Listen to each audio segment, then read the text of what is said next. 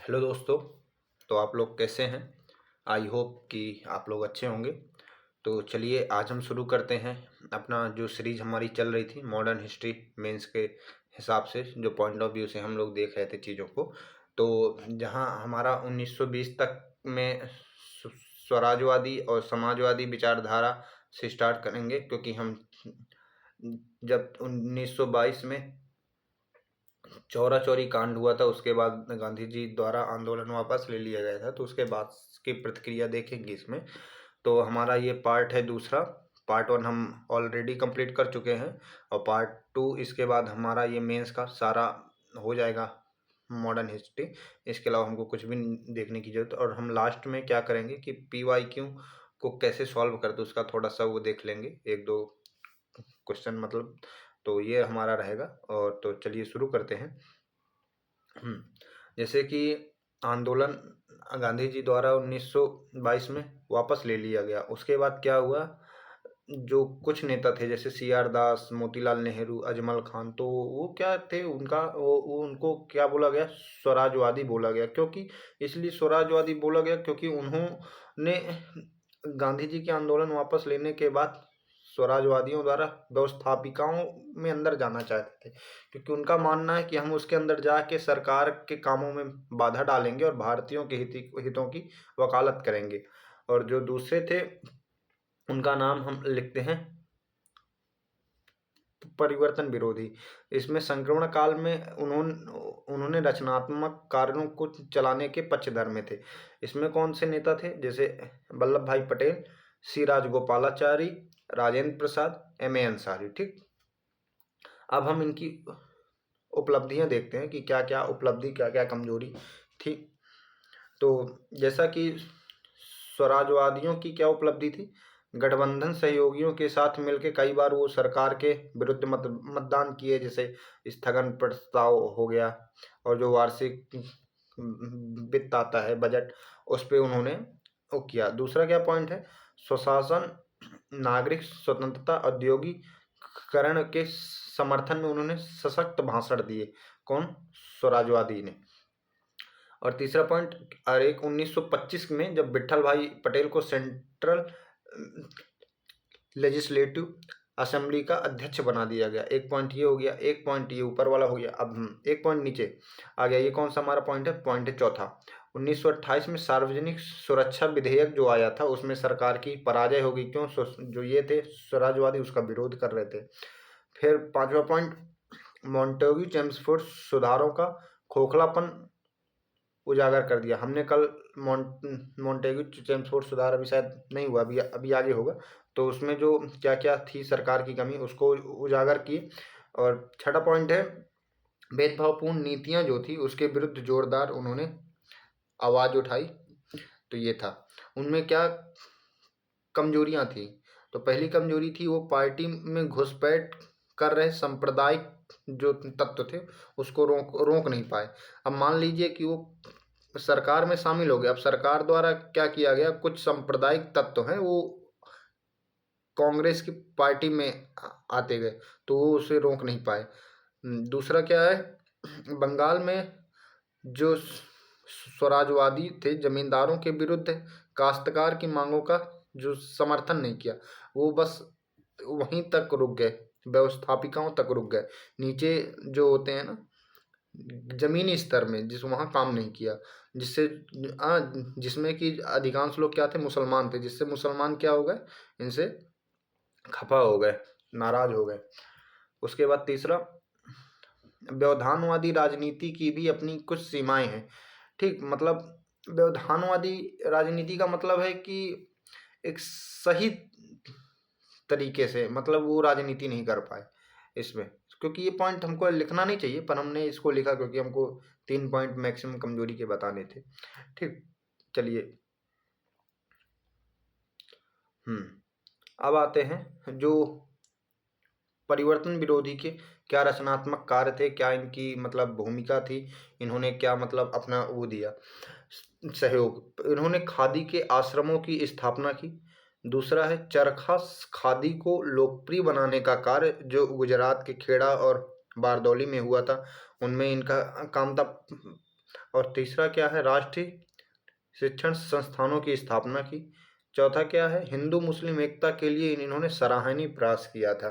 ठीक, और जैसे ये छुआछूत के विरुद्ध संघर्ष किए, शराब विदेशी कपड़ों का बहिष्कार करने के लिए, बाढ़ पीड़ितों की मदद करने के लिए इन्होंने काम किया। और उसके बाद एक एक सातवां पॉइंट है, जैसे सविनय अवज्ञा आंदोलन में रचनात्मक कार्यों का जो आधार था, ये भी इन्होंने ही इसकी भूमिका निभाई। तो मेन काम ये था कि जो गांधी जी द्वारा काम हुआ था उनमें इनका योगदान था, मतलब उसी को ये वो किए, आगे बढ़ाए। और फिर अब मूल्यांकन देखते हैं कि रचनात्मक कार्यों का क्या क्या मूल्यांकन हुआ। ठीक, तो जिसमें देखते हैं कि राष्ट्रीय शिक्षण कार्यक्रम से लेके केवल शहरी निम्न मध्यम वर्ग और समृद्ध जो किसान है वही बस इसका लाभ उठा पाए। ठीक, क्योंकि एक मिनट, सॉरी, जो गरीब लोग थे इसका लाभ नहीं उठा पाए। गरीब लोग जो मतलब निम्न जाति के थे वो इसका लाभ नहीं उठा पाए, उनके जो रचनात्मक कार्यों का। तो ये इसकी क्या हो गई, कुछ सीमाएं हो गई। आप इसमें एक सीमाएं पॉइंटर बन, ऐसा मत समझना कि सीमाएं नहीं है तो मतलब ये सीमाएं ही हो गया। आकर्षण आंदोलनों के जो तक ही था, जैसे हम आंदोलन स्टार्ट करेंगे तो अभी लोगों के अंदर जोश है, बाद में जोश खत्म हो जाएगा। जैसे डिग्री नौकरियों का जो हमने लालच दिया था वो पुनः फिर सरकारी स्थलों में चले गए। मतलब हमने बोला था ना कि हम सरकार जो विदेशी कोई भी डिग्री नौकरी नहीं लेंगे उसको त्याग देंगे, पर सरकार द्वारा फिर से लालच दिया गया और लोग सरकारी स्थलों में फिर जाके पहुंच गए। ठीक, दूसरा क्या था, खादी की लोकप्रिय तो मुश्किल बना दिया गया है ये, क्योंकि ये क्या था, महंगा था। जो खादी की लोकप्रियता है ये मुश्किल कार्य हो गया। हाँ, और तीसरा क्या है, छुआछूत के जो विरुद्ध और भूमिहीन कृषक या मजदूर की आर्थिक जो स्थिति है उसे सुधारने में इन्होंने कोई प्रयत्न नहीं किया। तो इनकी क्या हो गई, ये सीमाएं हो गई। ठीक, आगे क्या, 1920 के दशक में जो नई शक्तियां का उदय हुआ उनके बारे में देखते हैं। इसमें कि पहला है मार्क्सवादी एवं साम्यवादी विचारों का प्रसार। जो इसमें नेता कौन थे, जो मतलब सबसे ज़्यादा प्रेरणा प्रतीक के रूप में जाने जाते हैं, जवाहरलाल नेहरू और सुभाष चंद्र बोस। ये 1920 में एम.एन. रॉय और अंबानी मुखर्जी भारतीय साम्यवादी पार्टी की स्थापना की। ये थोड़ा सा मैं अब ये किया हूँ कि आपके जो पीटी के लिए बहुत से बच्चों का टेलीग्राम पे मैसेज आया था कि उनको मतलब पीटी का भी कुछ फैक्ट रहे, तो इसलिए मैं थोड़ा बीच बीच में, जैसे यहाँ जगह खाली थी तो उसको भी मैं डाल दिया हूँ। ठीक, तो ये पीटी के लिए हो गया। जैसे एम.एन. रॉय, अंबानी जी, सॉरी हाँ, अंबानी मुखर्जी द्वारा भारतीय साम्यवादी पार्टी की स्थापना की गई थी। तो जो मार्क्सवादी था इनका क्या लगातार वो था क्रम 1928 तक का। जैसे 1924 में ऐसे डांगे मुफज्जर अहमद, शौकत उस्मानी, नालनी गुप्ता को कानपुर बोल्शेविक षड्यंत्र केस में कारावास केस में सजा सुनाई गई थी। 1925 कानपुर में भारतीय अखिल भारतीय स्तर पे कम्युनिस्ट पार्टी ऑफ इंडिया का गठन हुआ। 1929 में 32 लोग को गिरफ्तार किया गया, किसमें, मेरठ षड्यंत्र केस में। इसका उद्देश्य क्या था, यूनियन आंदोलन को समाप्त करना।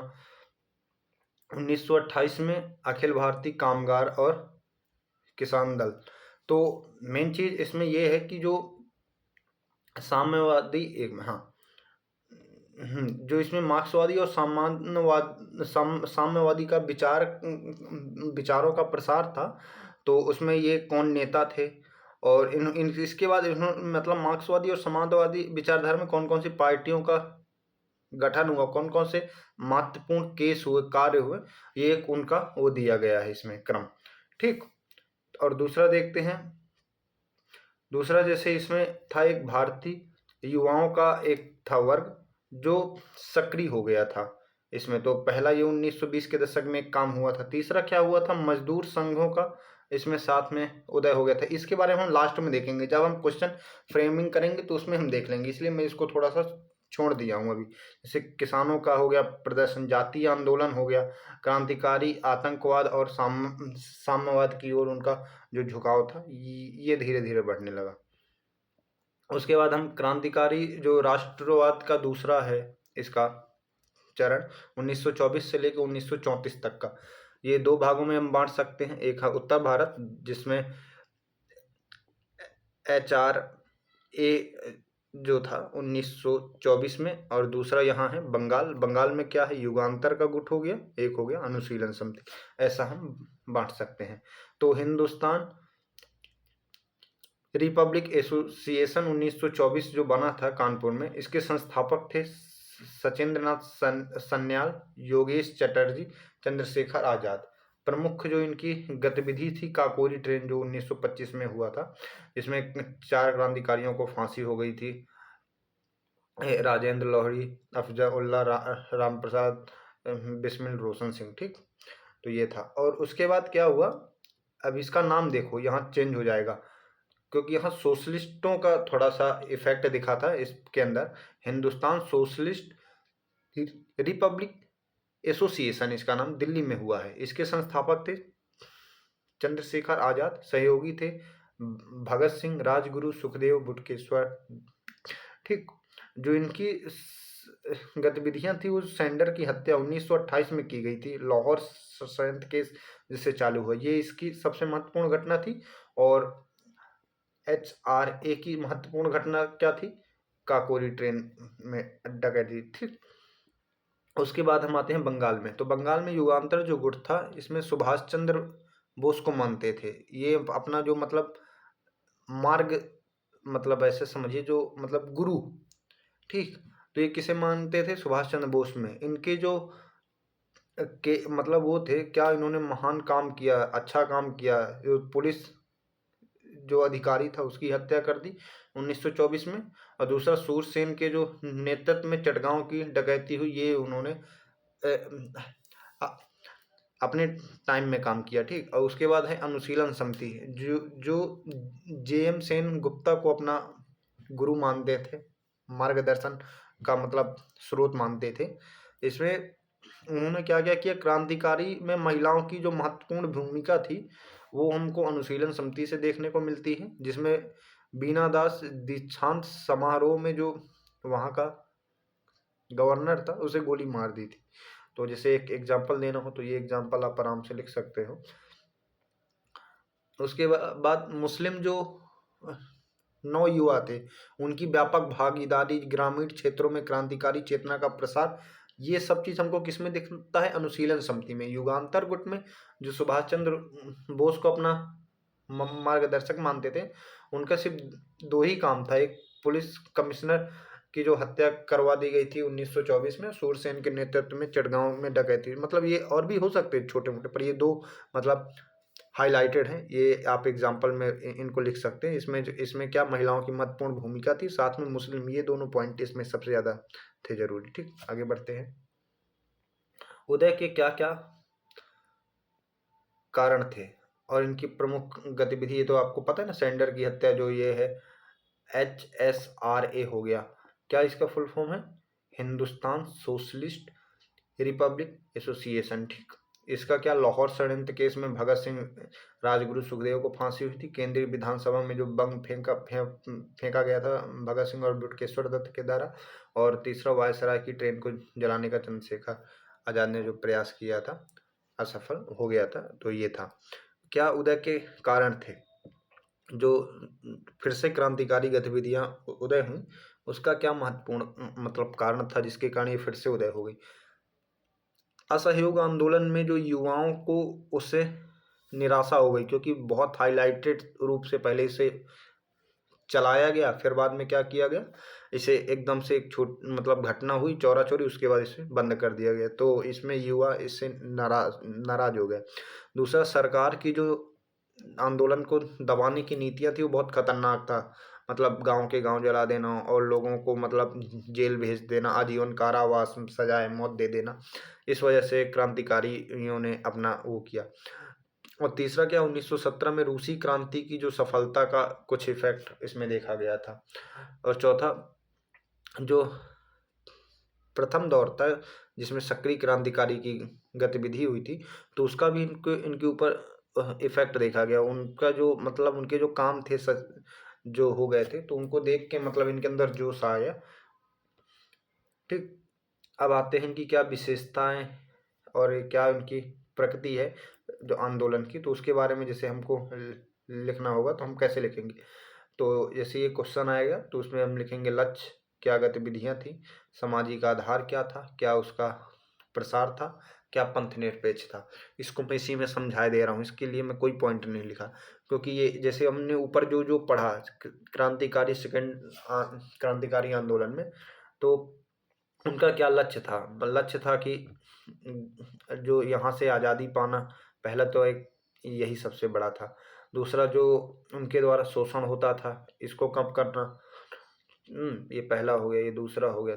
तीसरा पॉइंट क्या लिख सकते हैं, तीसरा पॉइंट जो गरीब और निम्न जन हैं उनका साथ देना, जो उनके साथ जाति होती थी उसको सुधार करना, ऐसा ये उनका लक्ष्य हो गया। ठीक, क्या क्या गतिविधि थी, मतलब जो अधिकारी अच्छा नहीं था उसकी हत्या सीधे करवा देना या खुद से कर देना, मतलब चोरी करना, जैसे सरकारी खजाना है उसमें चोरी कर लेना। उदाहरण देते रहना, जो मैंने पढ़ाया ना ऊपर तो उसका एग्जाम्पल देते रहना, कि जैसे काकोरी कांड, इसमें सेंडर की हत्या हो गई। तो ये सारा चीज़ था। सामाजिक आधार में हम क्या क्या बातें लिख सकते हैं, सामाजिक आधार में मतलब कौन कौन से लोग इसमें ज्वाइंट थे। जैसे इसमें कुछ छात्र भी थे, ठीक, जैसे भगत सिंह भी एक छात्री नेता के रूप में उभरे ना, मतलब छात्र के रूप में, जैसे छात्र हो गए। और लोगों में हिंदू भी थे, मुस्लिम में भी कौन कौन से थे उनका, महिलाएं भी थी। ठीक, महिलाओं के अलावा जो मुस्लिम युवा थे वो, तो मतलब ऐसे इनमें लिखना है। गांव के लोग में कौन कौन से थे, मतलब चंद्रसेन, मतलब सूरसेन जो थे। ठीक, तो ऐसे मतलब आप लिख सकते हैं इनमें, इनके बारे में, ऐसे आंदोलन में सामाजिक आधार में कौन कौन से लोग इसमें थे। अब जैसे आप इसको थोड़ा लिख दोगे कि इसमें ये थे, किसान थे, किसानों का तो कोई काम ही नहीं था ना, बाकी जैसे ऐसा लिखना है। और क्या क्या इसका वो हुआ, प्रसार हुआ, कहाँ कहाँ ये व्यापक गत हुआ, सरकार इससे घबराई, मतलब ये सारा चीज़ इसमें लिख देना है। प्रसार क्या हुआ, कहाँ कहाँ ये था, जैसे उत्तर भारत में इसका प्रसार था, बंगाल में था, महाराष्ट्र में था, पंजाब में था, ये हो गया। ठीक, प्रसार हो गया। और तो हाँ, ये चौथा पॉइंट तो मैं ऐसे इसमें वो कर दिया था, डाल दिया था, पंथ निरपेक्ष, मतलब ऐसे कोई भी किसी उसमें धर्म के लिए नहीं था खास, कि हम इसी धर्म के लिए कर रहे काम, हम सारे धर्म के लिए कर रहे। तो ये मेन चीज़, तो इसका आंसर जैसे आएगा तो आप इसमें सारे पॉइंट लिख सकते हैं।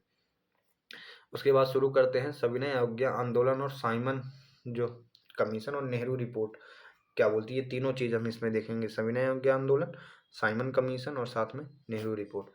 और ये बीच बीच में हो रहा है ना, जैसे गोलमेज सम्मेलन, ये सारा चीज़, ये सब पीटी के एग्ज़ाम के लिए है, तो वो आप जब स्पेक्ट्रम पढ़ेंगे तो उसमें देख सकते हैं। ठीक, साइमन कमीशन कब आया था, 1927 नवंबर में आया था। गठन क्यों हुआ था, 1919 के अधिनियम की हम समीक्षा करना चाहते थे।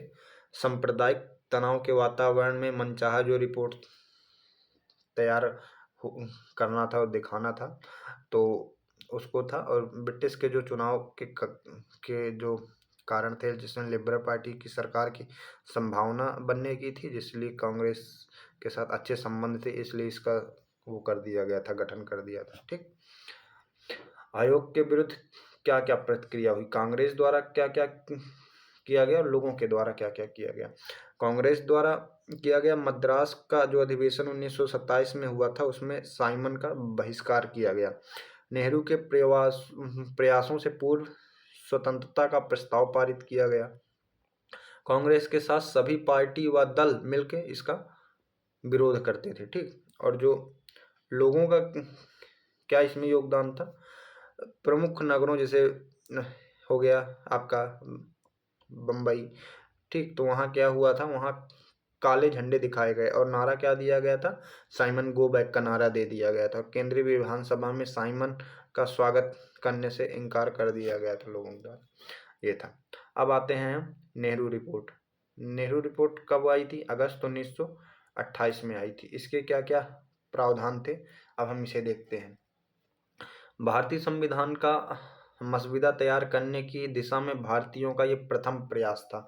जो हमारा संविधान का जो कैसे बनेगा उसके लिए भारतीयों द्वारा पहला प्रयास था।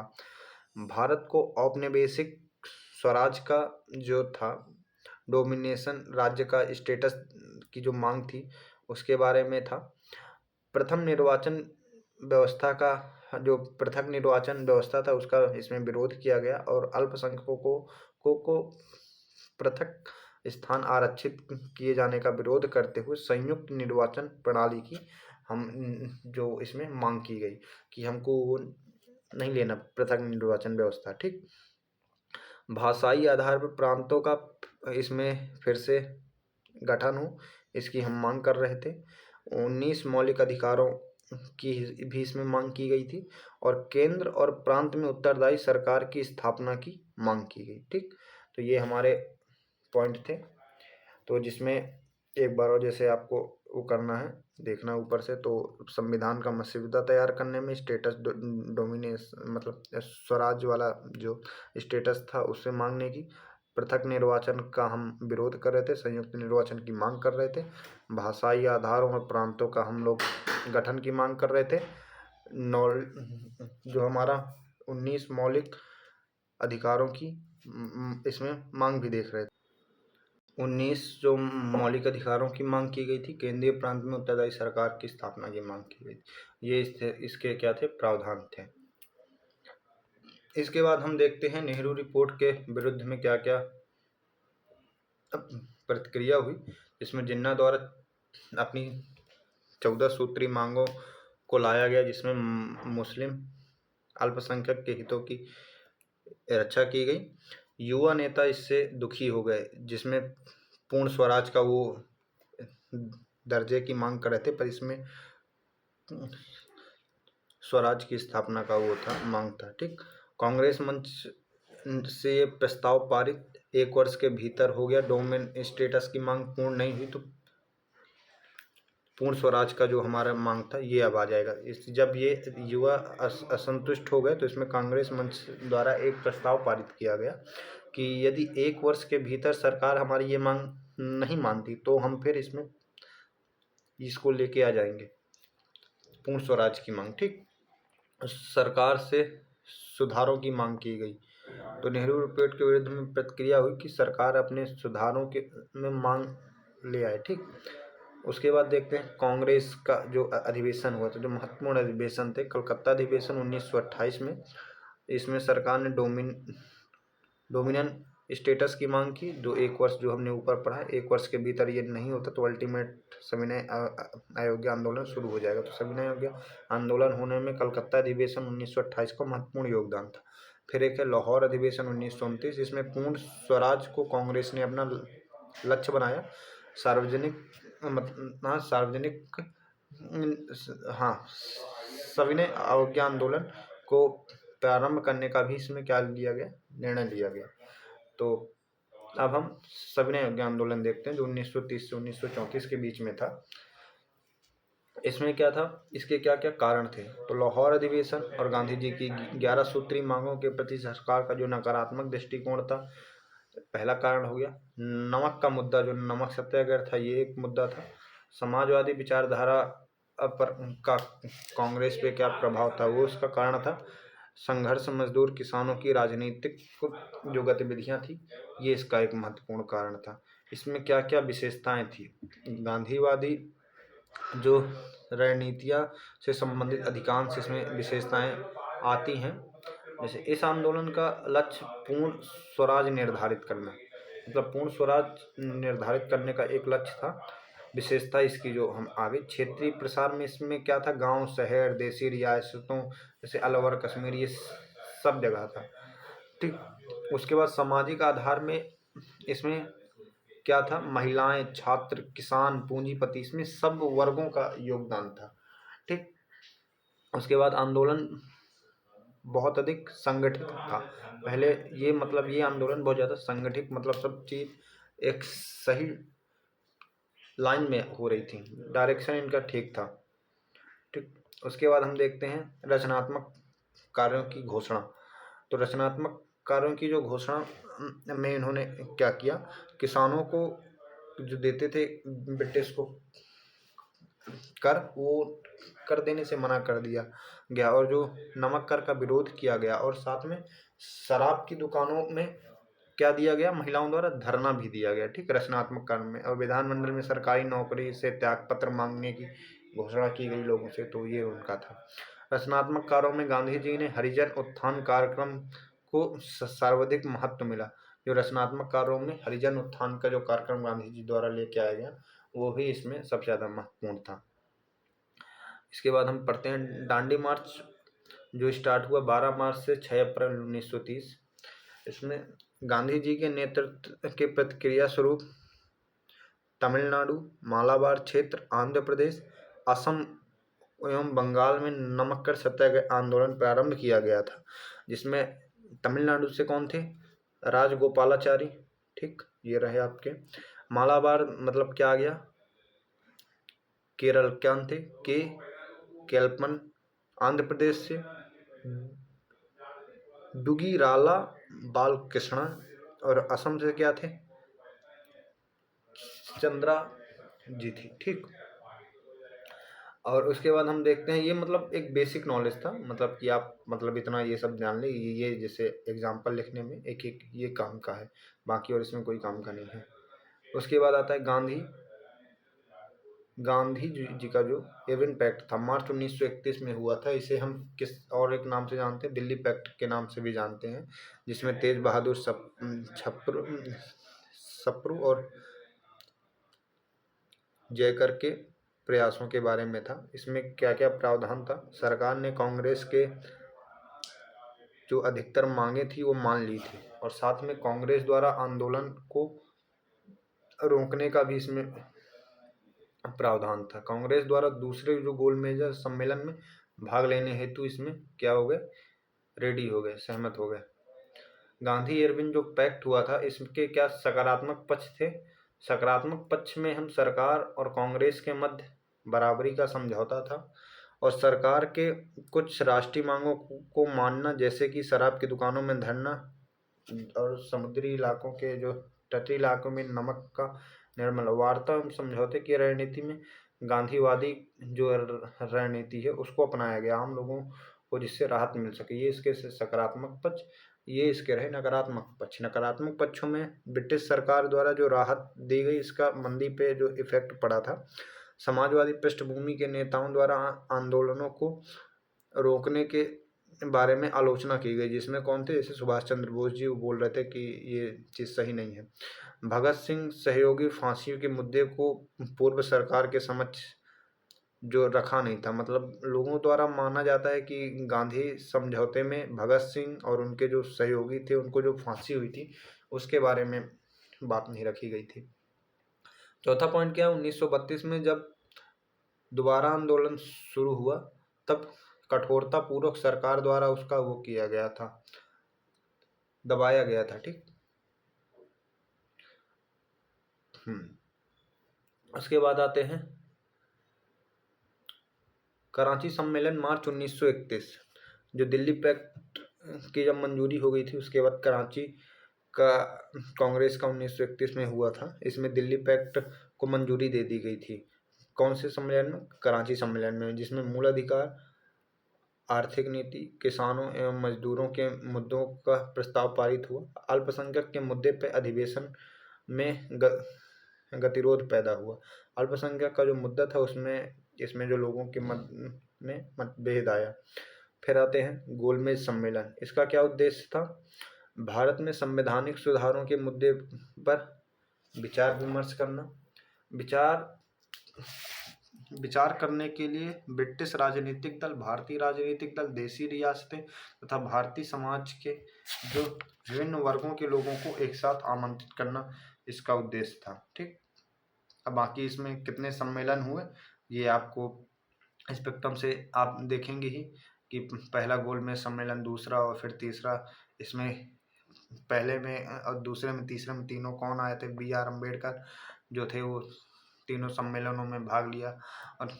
और कांग्रेस की ओर से किस सम्मेलन में भाग लिया गया, इसमें कांग्रेस की ओर से कौन गए थे, महात्मा गांधी गए थे। तो ये सब चीज़ पीटी का फैक्ट हो गया, ठीक। तो ये बेसिक चीज़ आप जानते ही हैं। उसके बाद आते हैं मैकडोनाल्ड अवार्ड 1932, जिसे ही सांप्रदायिकता का जो एक निर्णय कहा जाता है, ये अगस्त 1932 में हुआ। इसमें क्या क्या मेन चीज़ें थी? पृथक निर्वाचन को जारी रखना तथा सदस्यों की संख्या में विस्तार करना। दूसरा पॉइंट, दलितों को पृथक निर्वाचन के दायरे में लेके आना।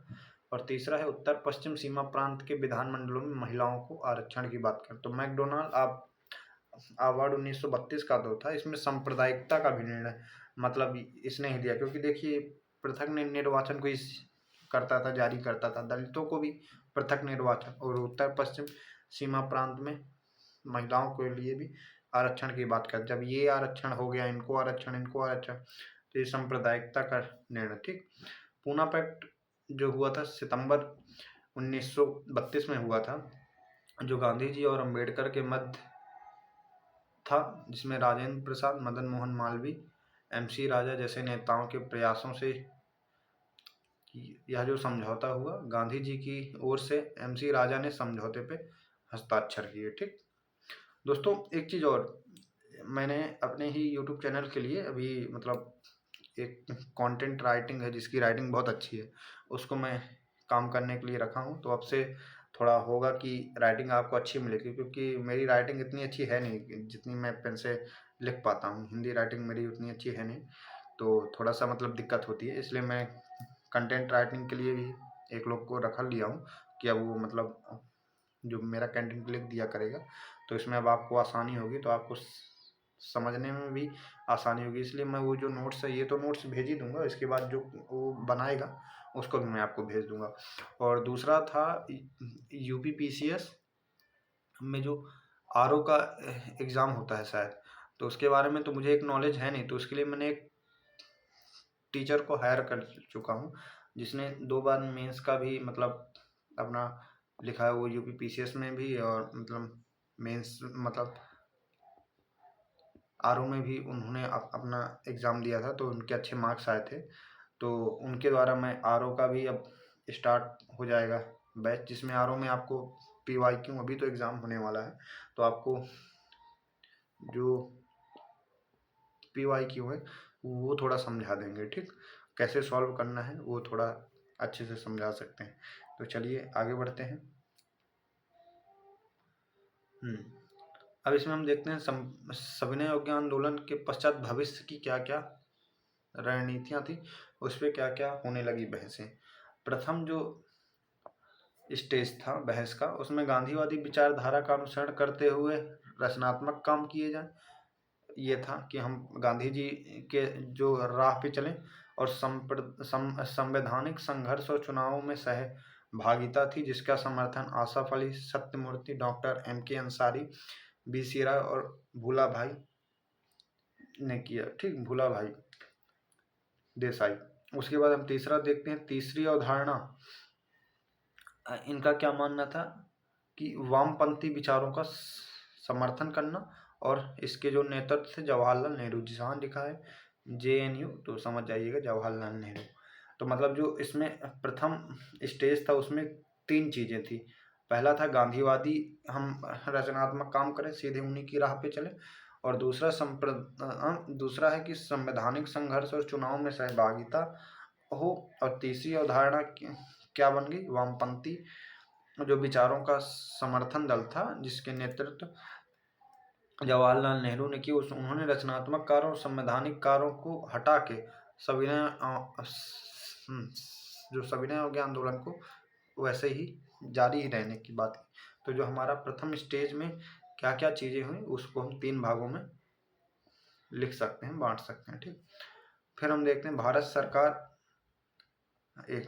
सरकार का जो हमारा अधिनियम 1935 पारित हुआ, इसको पारित होने की क्या क्या कारण थे, क्या क्या परिस्थितियां थी जो पारित हुई। स्वराज दल की भूमिका, साइमन कमीशन की भूमिका, नेहरू रिपोर्ट, लॉर्ड इरविन की डोमिनियन स्टेट के संबंध में घोषणा, गोलमेज सम्मेलन की भूमिका, संज्ञा आंदोलन और तत्कालिक कुछ परिस्थितियां थी, वो इसमें था, ठीक।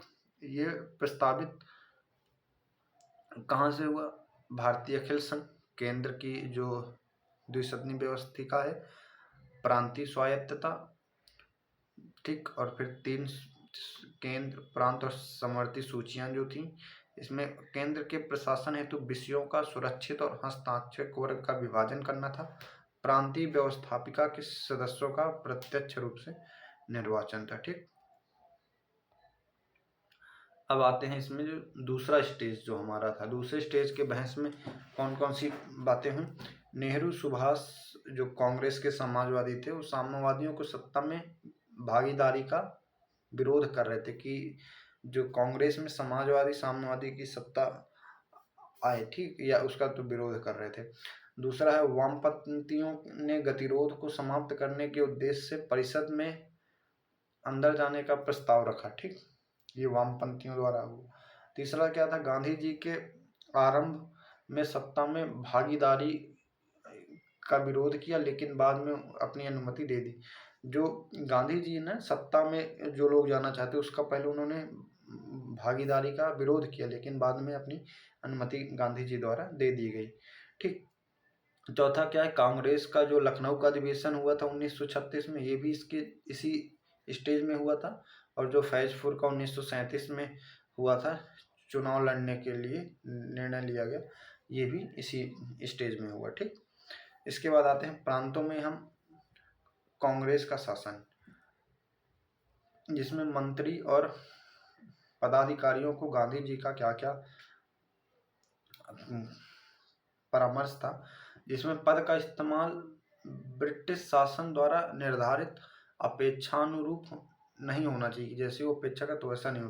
पद का लोभ ना करें, उससे कभी भी हम हट सकते हैं, त्याग सकते हैं, उसे त्यागने के लिए हमेशा तत्पर रहें, तैयार रहें, ठीक। कांग्रेस मंत्रालय के अधीन क्या क्या कार्य थे, नागरिक स्वतंत्रता की बहाली हेतु कदम उठाए, प्रेस पे लगे प्रतिबंधियों को हटाए, क्योंकि जो कांग्रेस मंत्रालय था उनका ये कार्य था कि हमको ये चीज करना है, राजनीतिक कैदियों एवं क्रांतिकारियों को मुक्त करना, विभिन्न संगठनों, पुस्तकों एवं जो जर्नल्स हैं उनको प्रतिबंधित किया गया है, उसको हटाना, सविनय आंदोलन से संबंध अधिकारियों की पेंशन को जो हमको फिर से स्टार्ट करना है, ठीक।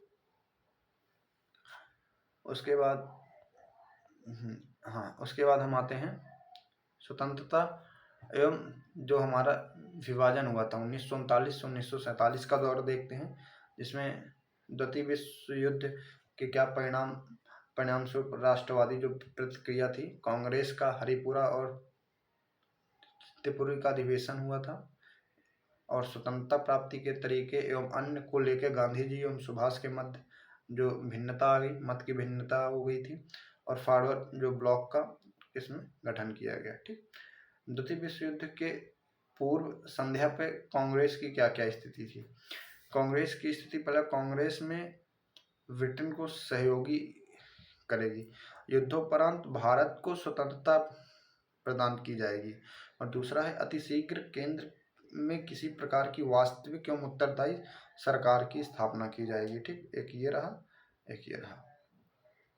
1 सितंबर 1939 जब सेकेंड वर्ल्ड वॉर प्रारंभ था, उसमें ब्रिटेन ने भारत के युद्ध में सम्मिलित होने की घोषणा की, तो ये रहा, इसमें सम्मिलित होने की घोषणा की 1 सितंबर 1939। 10 से 14 सितंबर 1939 में वर्धा में कांग्रेस कार्यकारिणी की एक बैठक हुई, जिसमें क्या क्या निर्णय लिए गए। इससे पहला है, गांधी ने ब्रिटेन को बिना शर्त युद्ध में समर्थन देने की घोषणा की गई, ठीक। सुभाष साम्यवादियों ने तर्क दिया कि स्थिति का लाभ उठा के कि उपनिवेशित शासन के विरुद्ध हमको आंदोलन शुरू कर देना चाहिए, और उनके हैं जो पद उनको हटाने की कोशिश की जाए।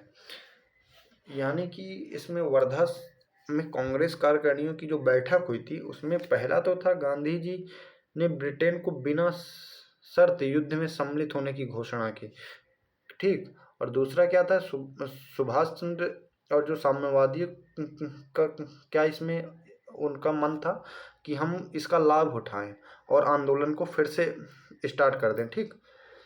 और जवाहरलाल जो नेहरू थे, इनका क्या मानना था, युद्ध के साम्राज्यवादी स्वरूप को स्वीकार किया, लेकिन वो युद्धरष्ट ब्रिटेन की परेशानियों से लाभ उठाने जाने के पक्षधर में ये नहीं थे। इसके साथ ही उन्होंने युद्ध में भारत की सहभागिता का भी इन्होंने विरोध किया। कांग्रेस की कार्यकारिणी से पारित प्रस्ताव में कहा, जब तक भारत को आज़ादी देने का वादा नहीं किया जाता, भारत युद्ध में ब्रिटेन को सहयोग नहीं देगा। सरकार को शीघ्र ही युद्ध के उद्देश्यों को स्पष्ट करना होगा। तो हम जैसे जिसमें देखें, गांधी जी ने क्या मानते थे, ब्रिटेन को बिना शर्त युद्ध में समर्थन देने की उन्होंने घोषणा की कि वो किनका विचार था, गांधी जी का। और सुभाष चंद्र और समाजवादियों का क्या था कि हमको आंदोलन ही स्टार्ट कर देना चाहिए। कब? जब सेकेंड वर्ल्ड वॉर स्टार्ट था, हम उसका लाभ उठा सके। जवाहरलाल नेहरू, उन्होंने साम्राज्यवादी स्वरूप को तो स्वीकार किया, पर उन्होंने उसका लाभ नहीं उठाया ब्रिटेन का, और साथ में भारत की सहभागिता का विरोध किया कि हम भारत को इसमें उनके साथ युद्ध नहीं लड़ना चाहिए। जैसे भारत युद्ध लड़ता है तो हमको पहले क्या किया जाए, हमको आज़ादी देने का वादा। ठीक। लिंथेगो की घोषणा कब हुई थी? 17 अक्टूबर 1939 में। किसकी हुई थी? विंथोगो की घोषणा। एक मिनट रुकिएगा। हाँ, उद्देश्य भेदभावपूर्ण जो हमारा था उसको रोकना था। अधिकरण, ब्रिटेन के युद्ध का उद्देश्य, मेन चीज ब्रिटेन के युद्ध का उद्देश्य क्या? भेदभाव जो अतिक्रमण था उसको रोकना है। 1935 के भारत शासन अधिनियम में जो संशोधन के लिए सरकार शीघ्र ही भारत के राजनीतिक दल, विभिन्न समुदायों तथा समूहों के विचार देगी। ठीक। परामर्श लेने के लिए परामर्श नीति का गठन करेगी। तो ये लिंथियागो घोषणा की महत्वपूर्ण 3 बातें थी। इसको बारे में थोड़ा सा आप इसको थोड़ा सा इस पोर्शन को एक बार अपने जो है बुक उसे पूरा अच्छे से करना, क्योंकि इस नोट्स में आपको इतना ज़्यादा मिलेगा नहीं। इसमें बस मैं कुछ शब्द अपने हिसाब से लिखा हूँ जो मुझे समझ में आए। तो शायद आपको कुछ चीज़ें इसमें समझ में आएंगी नहीं, ना ही आपको इसको समझ पाओगे। तो इसलिए आप ये वाला पोर्शन जो है ना, लिंथियागो वाला, इसको अपनी किताब से ही देख लीजिएगा। ठीक। अब आते हैं, हाँ, यहाँ से आपको राइटिंग अच्छी मिलेगी। थोड़ा ऊपर राइटिंग खराब थी मेरी। अब हम स्टार्ट करते हैं। अगस्त प्रस्ताव जो 1940 में, ये क्यों किया गया? मतलब हिटलर को सफलता और बेल्जियम, हॉलैंड, फ्रांस के पतन के पश्चात ब्रिटेन की स्थिति अत्यंत नाजुक हो गई थी, इसलिए ये अगस्त प्रस्ताव मतलब लेके आया गया था। ऑफर इसमें क्या दिया गया था? 8 अगस्त 1940 में लिंथियागो जो वायसराय थे उनके द्वारा लेके आया गया था कि भारत के लिए डोमिनियन स्टेटस इसका मुख्य लक्ष्य था। भारतीयों को सम्मिलित कर युद्ध सलाहकार परिषद की स्थापना की जाएगी। वायसराय की कार्यकारिणी परिषद का विस्तार किया जाएगा। अल्पसंख्यकों को आश्वस्त सरकार देगी, ऐसी किसी संस्था को शासन नहीं सौंपेगी जिसके विरुद्ध सशक्त मत हो। ठीक। युद्ध पश्चात संविधान सभा का गठन किया जाएगा। ये हमको क्या ऑफर मिलता है? किसमें? अगस्त प्रस्ताव में। क्या क्या इसका रिएक्शन हुआ, क्या मतलब? ठीक। तो इसमें क्या क्या रिएक्शन हुआ? एक कांग्रेस का हुआ, एक मुस्लिम लीग का हुआ। कांग्रेस ने इसे अस्वीकार कर दिया, जिसमें जवाहरलाल नेहरू ने कहा डोमिनियन स्टेटस का जो मुद्दा था वो पहले ही समाप्त हो चुका था। ठीक। और इसमें मुस्लिम लीग के क्या थे, कुछ मुद्दों को लेके उन्होंने स्वागत किया। जैसे इसमें ये था, चौथा पॉइंट था अल्पसंख्यक को, और उसके बाद था तीसरा वायसराय। बाकी उन्होंने भी इसको मना कर दिया था। व्यक्तिगत सत्याग्रह जो अक्टूबर 1940 में शुरू हुआ, तो ये इस क्यों शुरू हुआ था? Government not a friendly attitude था उसके लिए, और दूसरा ये जो अगस्त ऑफर था जो हमारा ऊपर पढ़े हैं, उसको हम लोगों ने, जो मुस्लिम लीग और कांग्रेस ने हटा दिया गया था, रिजेक्ट कर दिया गया था। तो इसके 2 कारण थे। गांधी जी द्वारा सत्याग्रह प्रारंभ करने के क्या क्या मुख्य लक्ष्य थे?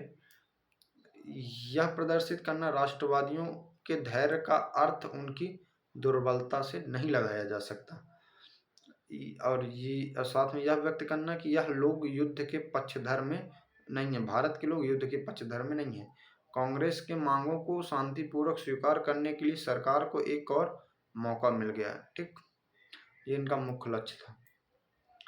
मांग क्या क्या थी? युद्ध और युद्ध में भाग लेने के खिलाफ प्रचार के लिए अभिव्यक्ति की स्वतंत्रता होनी चाहिए। 17 जो ग्रही थे उनको गिरफ्तार नहीं किया जाएगा। दिल्ली चलो आंदोलन भी इसी के अंतर्गत था। ठीक, फिर आता है क्रिप्स मिशन 1942। ये क्यों हुआ? दक्षिण पूर्व एशिया में ब्रिटेन को करारी हार थी, जो जापान द्वारा भारत का आक्रमण का जो भय था। ठीक, उसका एक कारण। दूसरा, ब्रिटेन और मित्र राष्ट्रों की ओर से दबाव था कि भारत को भी अपना समर्थन प्राप्त करें ब्रिटेन, और राष्ट्रवादियों का समर्थन के लिए स्वीकार, लेकिन कुछ शर्तें थी राष्ट्रवादी जो समर्थन को स्वीकार करने के लिए, कि युद्धोपरांत भारत को पूर्ण आज़ादी देने का वचन दिया गया। ठीक, क्या क्या प्रावधान थे? डोमिनियन राज्य के साथ भारतीय संघ की स्थापना की जाएगी, जो राष्ट्रमंडल के साथ अपने संबंधों को के निर्धारण में स्वतंत्र होगा। दूसरा पॉइंट क्या है? युद्ध पश्चात नए संविधान सभा के निर्माण हेतु संविधान निर्माती परिषद का गठन किया जाएगा। कुछ इलेक्टेड होंगे, कुछ नॉमिनेटेड। तीसरा है, संविधान को शर्तों के अधीन स्वीकार किया जाएगा। जिस प्रांत का मन नहीं है वह दूसरा अथवा संविधान बना सकता है, इसी प्रकार देशी रियासतें। और दूसरा है, प्रजाति धार्मिक अल्पसंख्यकों के हितों की रक्षा के लिए मुद्दे को आपसी समझौते को हल करेंगे। ठीक, उसके बाद चौथे पॉइंट में क्या था? चौथे पॉइंट में था कि भारत की सुरक्षा संबंधी का जो दायित्व है वो कौन करेगा? ब्रिटेन करेगा, जिसमें गवर्नर जनरल की समस्त शक्तियां जैसे पहले बनी थी वैसे ही बनी रहेंगी। इसके क्या क्या रिएक्शन हुआ? ठीक, कांग्रेस का रिएक्शन, उन्होंने विरोध किया। पूर्ण स्वतंत्रता के स्थान पे डोमिनियन जो स्टेटस दिया गया था वो उसको नकार दिया। और जो रियासतों के प्रतिनिधियों का निर्वाचन के स्थान पे मनोनयन की जो व्यवस्था थी, इस कारण उसका विरोध किया गया। प्रांतों को भारतीय संघ से अलग होने या अलग संविधान बनाने की जो व्यवस्था की गई थी उसका ये विरोध किए। फिर उसके बाद गांधी जी आगे की तारीख का चक्र कहा। गांधी जी द्वारा एक वाक्य लिखा गया, जो क्रिप्स मिशन आए उन्होंने उसके लिए क्या किया? यह आगे की तारीख का एक चक्र है। मुस्लिम लीग ने भी इसे अस्वीकार कर दिया। उनका क्या क्या रीजन था? उनका रीजन था कि एकल भारतीय संघ की व्यवस्था होना उन्हें स्वीकार नहीं था, जो एकल भारतीय संघ था, और संविधान निर्माती जो परिषद के गठन का आधार स्वीकार उन्हें नहीं था, और पृथक पाक के मांग को इसमें स्वीकार नहीं किया गया। तो ये एक था। ठीक, अब आते हैं भारत छोड़ो आंदोलन। ठीक, इसके क्या रीजन थे जिसके कारण ये शुरू हुआ? क्रिप्स मिशन की जो असफलता का प्रयास था, जिसमें संवैधानिक विकास के मुद्दों पर ब्रिटेन का अपवर्ती रूप उजागर कर दिया था, इसकी एक वजह थी। आवश्यक वस्तुओं का अभाव था, जिसमें क्योंकि वर्ल्ड वार शुरू था, जिसमें मूल्यों की वृद्धि थी।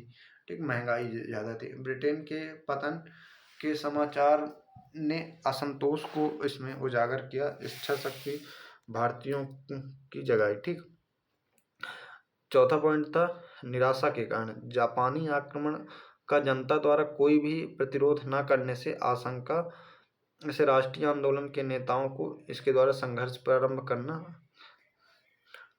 अपरिहार्य लगने लगना। ठीक, क्या वेज थे?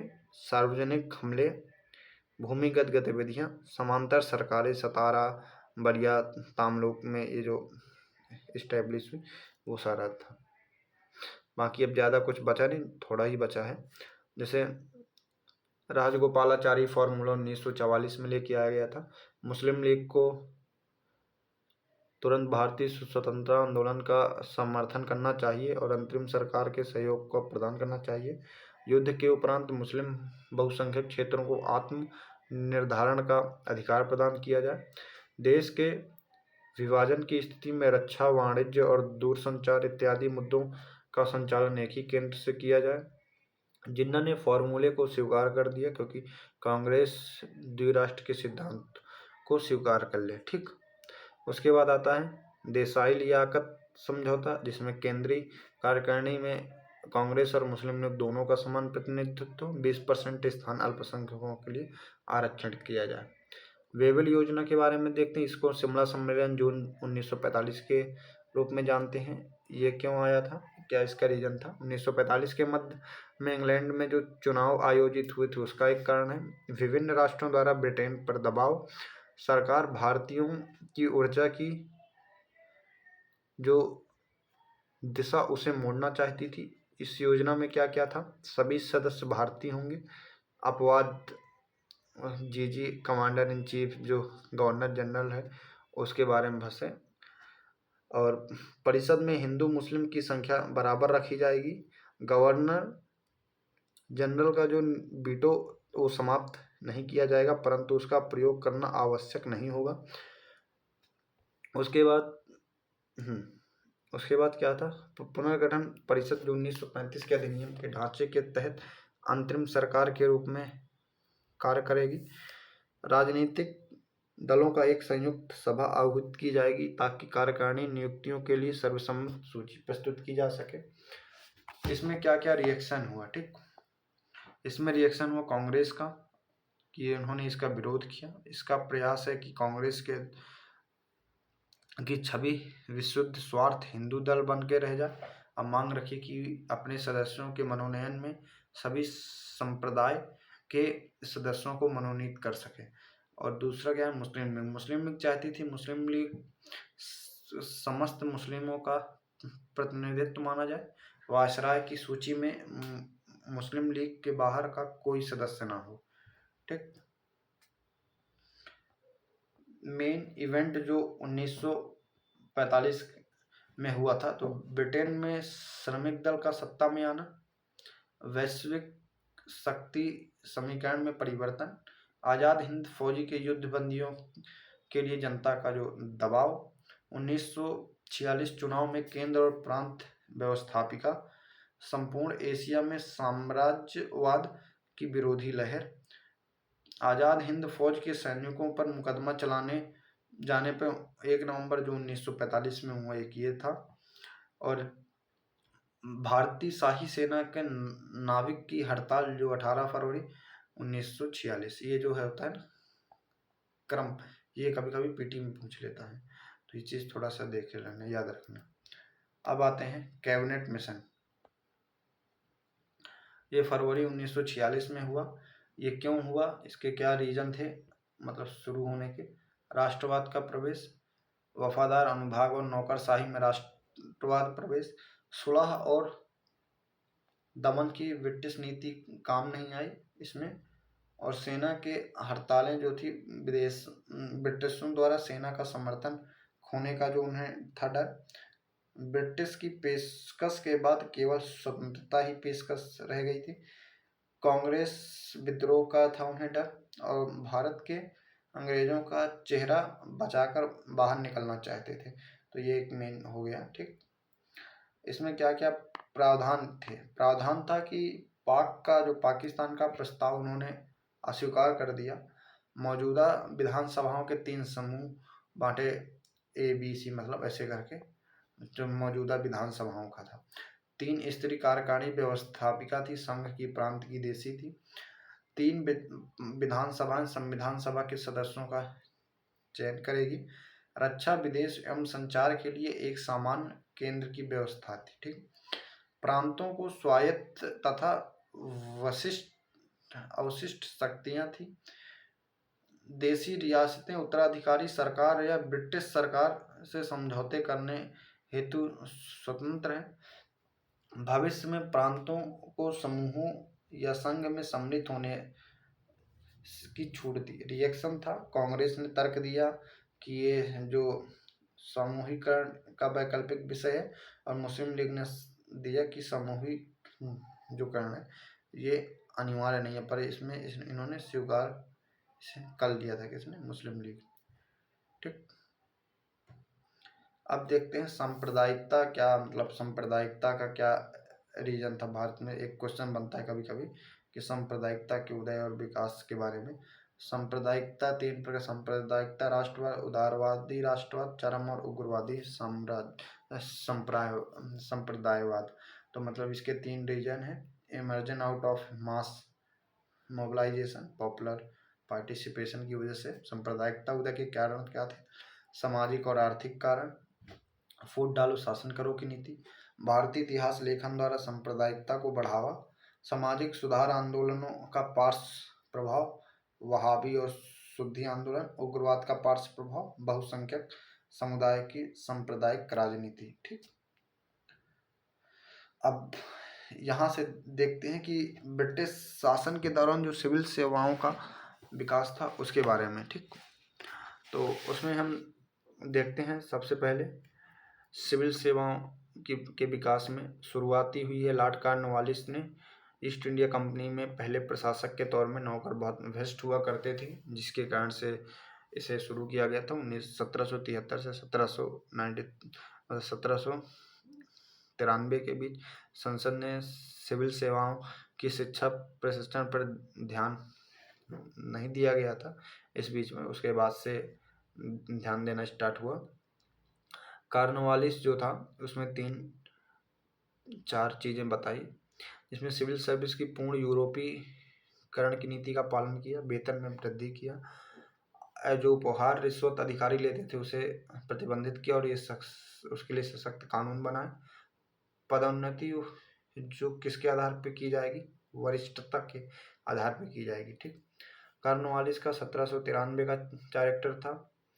सिविल सर्विस के अधिकार चार्टर का प्रावधान किया गया। 500 पाउंड वर्ष के सभी पद अनुसंबंधित सेवकों के लिए आरक्षित कर दिए गए। वेलेस्की की 1798 से 1905 के बीच में फोर्ट विलियम कॉलेज की स्थापना की गई, प्रशिक्षित करने के लिए जो नई भर्ती है उनको किया गया। ठीक,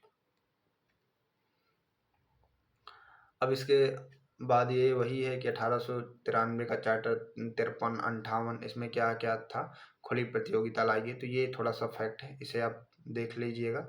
भारतीय सिविल सेवाओं के अधिनियम 1861 में जो क्या क्या कार्य धीरे धीरे आयु बढ़ाई गई, पहले 22 साल पे अनुबंधित सेवाओं को स्वीकार। तो ये है क्रम, ये फैक्ट है। तो ये मतलब आप इसको फैक्ट को आगे देख सकते हैं। ठीक, इसमें से थोड़ा सा देख लीजिएगा, हम आगे सीधे बढ़ते हैं।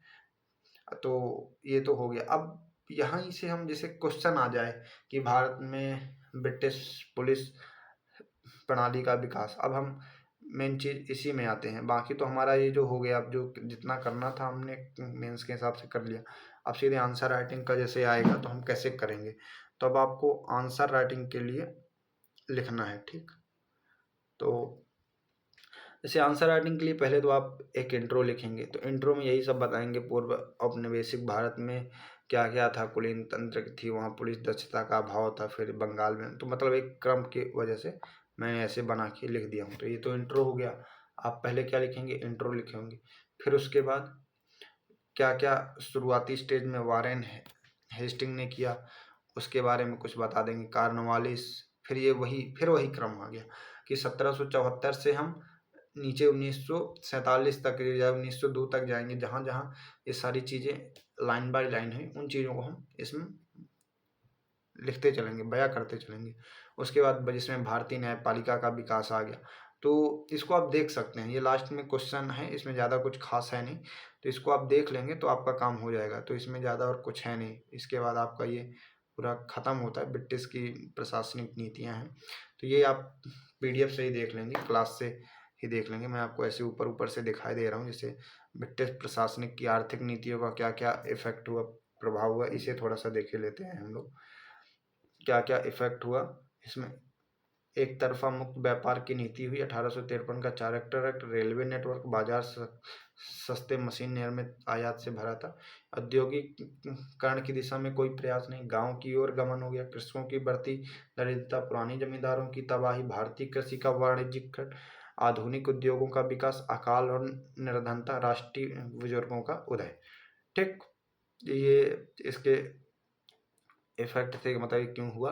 अब जैसे ये आ जाए कैसे लिखना, लगभग 200 वर्षों में जैसे आया, तो इसका आ गया हमारा पहला चरण, ये द्वितीय चरण, ये तृतीय चरण। पहला अपने बेसिक 1757 से 1813, फिर 1813 से 1860 और 1860 से 1947 तक। इसमें व्यापार का संतुलन अनुकूलन बनाना था, जिसमें लक्ष्य था।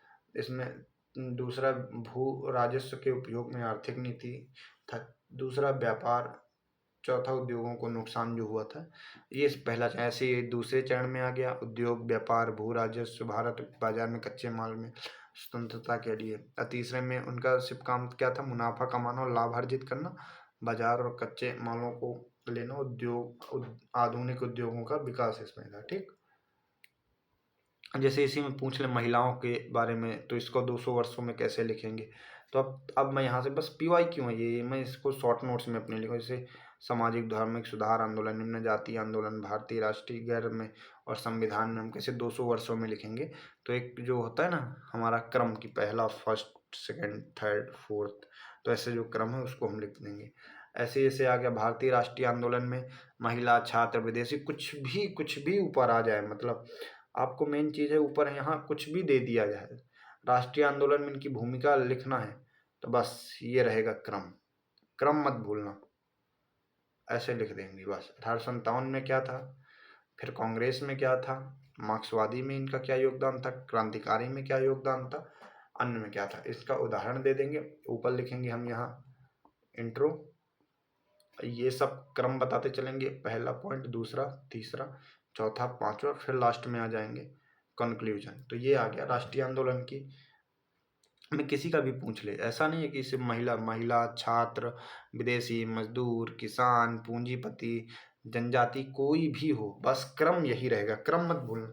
1857 के अंतर्गत कुछ लिख देंगे, कांग्रेस। जैसे अब मान लो गांधी जी के बारे में आता है, अब तो गांधी जी इसमें तो थे नहीं, तो ये पॉइंट छोड़ देंगे। इसमें गांधी जी थे तो सबसे ज़्यादा इसको ही लिखेंगे। मार्क्सवादी में गांधी जी का क्या इफेक्ट था, थोड़ा बहुत इसको डाल देंगे। क्रांतिकारियों में उनकी क्या धारणा थी, इसको थोड़ा सा लिख देंगे बस। और भी जो कुछ अलग है, हरिजन के लिए उत्थान, ऐसे सब कुछ पॉइंट दे के सीधे निष्कर्ष लिख देंगे। तो मेन आंसर राइटिंग का तो यही पैटर्न है, बाकी इसमें कुछ खास लिखना नहीं है। ठीक,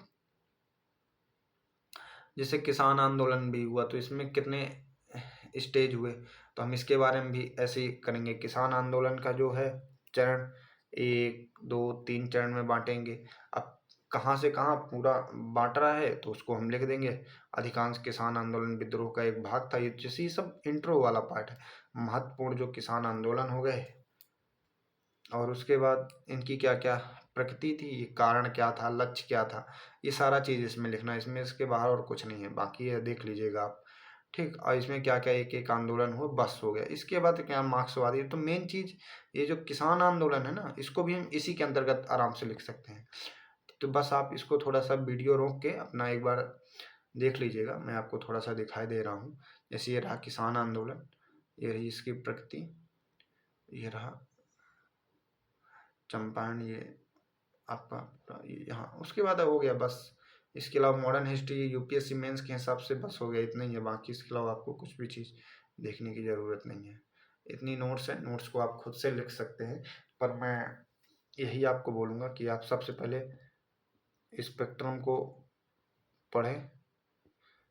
स्पेक्ट्रम बुक पढ़ने के बाद ये नोट्स को अपने भाषा में लिखने की आदत डाल लें, या फिर इसी नोट्स को हूबहू पढ़ लो। ये नोट्स अभी तो मैं आपको नहीं दूंगा, मैं इसमें थोड़ा सा कंटेंट जो राइटिंग के लिए बुलाया हूँ उसको बोलूँगा ये थोड़ा नोट्स को और अच्छे से लिखे। मेरे कुछ शब्द है वो आपको समझ में आएगा नहीं, तो फालतू में नोट्स पढ़ने की कोई ज़रूरत है नहीं। हाँ, बस ये कि आप इस नोट्स के आधार पे अपनी एक नोट्स बना सकते हो, और इसको थोड़ा सा अपना रूबरू इसको फॉलो कर सकते हो। ठीक, तो इसी के साथ चलते हैं। बाकी आप चैनल को सब्सक्राइब कर लें, चैनल को लाइक करें और कैसा लगा इसके बारे में कमेंट में बताएं। तो thank you, all the best. ठीक दोस्तों, फिर मिलते हैं हम आपसे बाद में।